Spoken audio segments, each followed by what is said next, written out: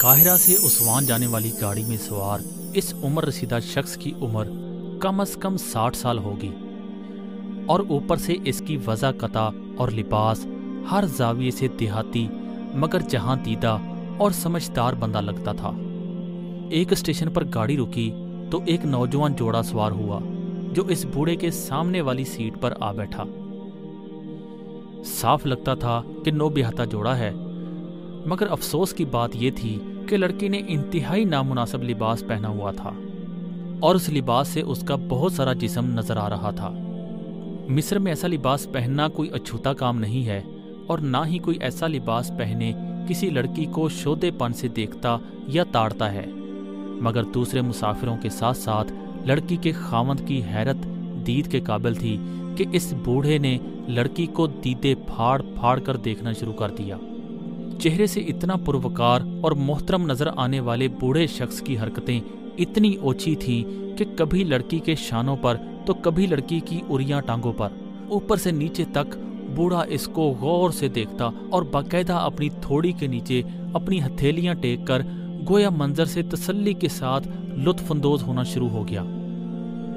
بوڑھے کی ان حرکات سے جہاں لڑکی بے چین تھی، پہلو پر پہلو بدل رہی تھی، وہیں لڑکا بھی غصے سے تل ملا رہا تھا۔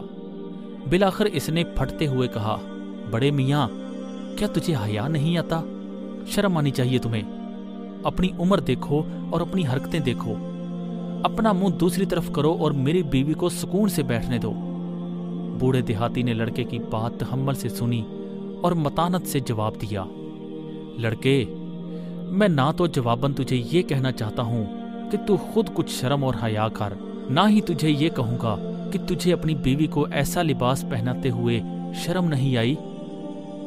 تو ایک آزاد انسان ہے، بھلے ننگا گھوم اور اپنی ساتھ اپنی بیوی کو بھی گھما، لیکن میں تجھے ایک بات ضرور کہنا چاہتا ہوں کہ کیا تو نے اپنی بیوی کو ایسا لباس اس لیے نہیں پہنایا کہ ہم اسے دیکھیں؟ اگر تیرا منشا ایسا تھا، اور پھر کاہے کا غصہ اور کس بات کی تل ملاہٹ؟ دیکھ میرے بیٹے، تیری بیوی کا جتنا جسم ڈھکا ہوا ہے اس پر تیرا حق ہے کہ تو دیکھ، مگر اس کا جتنا جسم کھلا ہوا ہے اس پر تو ہم سب عوام کا حق بنتا ہے کہ ہم دیکھیں۔ اور اگر تجھے میرا اتنا قریب ہو کر تیری بیوی کو دیکھنا برا لگتا ہے تو میرا نہیں، میری نظر کا قصور ہے جو کمزور ہے اور مجھے دیکھنے کے لیے نزدیک ہونا پڑتا ہے۔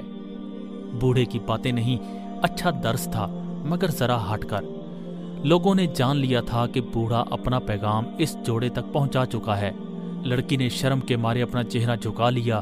لڑکا منہ چھپائے چلتی گاڑی سے اترنے پر آمادہ ہوا، اور ہوا بھی ایسے۔